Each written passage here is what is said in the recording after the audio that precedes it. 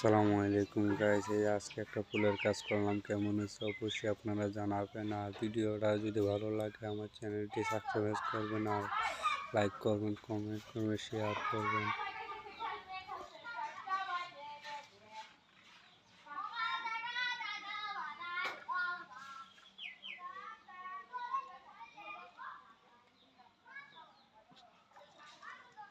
camera গুলা ধর camera গুলা ধরছিল